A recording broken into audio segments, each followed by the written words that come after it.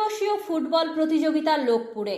খয়রাশোল ব্লকের লোকপুর থানার আলিয়ট যুব সংঘের পরিচালনায় স্থানীয় ঈদগাহ ময়দান সংলগ্ন মাঠে 3 দিবসীয় ফুটবল প্রতিযোগিতার আয়োজন অনুষ্ঠিত হয়।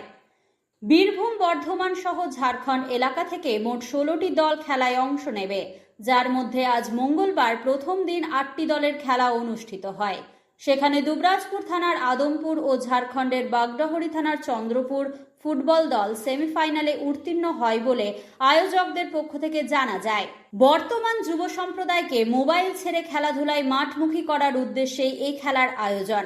পাশাপাশি খেলা মেলা মানুষের মেলবন্ধন তথা ভ্রাতৃত্ববোধ রক্ষা করে, সেই সাথে বিনোদনমূলক হিসেবে খেলা মেলার রূপ ধারণ করে। সেই সমস্ত গুরুত্বপূর্ণ দিককে সামনে রেখে গ্রামবাসীদের পক্ষ থেকে এরূপ খেলার আয়োজন বলে আয়োজকদের বক্তব্য। গ্রামবাসীদের পক্ষে এদিন মঞ্চে উপস্থিত ছিলেন হাফিজ সামিউল খান, সিদ্দিক খান, মজু খান, জামাল খলিফা সহ গ্রামের বহু বিশিষ্ট ব্যক্তিবর্গ। উদ্যোক্তাদের পক্ষ থেকে জানানো যায়, পুরস্কার স্বরূপ প্রথম স্থানাধিকারীকে নগদ 17,000 টাকা এবং 5 ফুটের ট্রফি এবং দ্বিতীয় স্থানাধিকারীকে নগদ 10,000 টাকা ও 5 ফুটের ট্রফি দেওয়া হবে। তাছাড়া অন্যান্য পুরস্কার প্রদান করা হবে বলে উদ্যোক্তাদের মধ্যে নুর উদ্দিন খান, আহমেদ খলিফা, জাকির খান প্রমুখ ক্লাব সদস্যগণ জানান।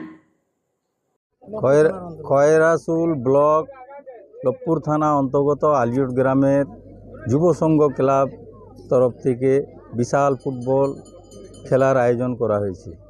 3 দিন ব্যাপী খেলা, তাই বিভিন্ন জায়গার গ্রাউন্ডে প্লেয়ার আসবেন। তারা বর্ধমান, বীরভূম, ঝাড়খণ্ড এবং আরও বিভিন্ন জায়গা থেকে গ্রাউন্ডে প্লেয়ার আসবেন।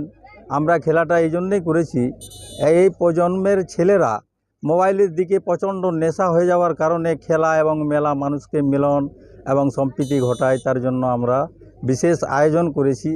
তাই আপনাদের কাছে অনুরোধ, সুষ্ঠুভাবে খেলা দেখবেন।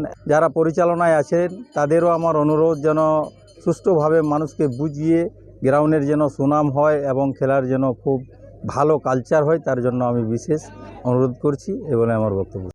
লোকপুর থেকে শেখ রিয়াজ উদ্দিনের রিপোর্ট, বাংলা MM নিউজ।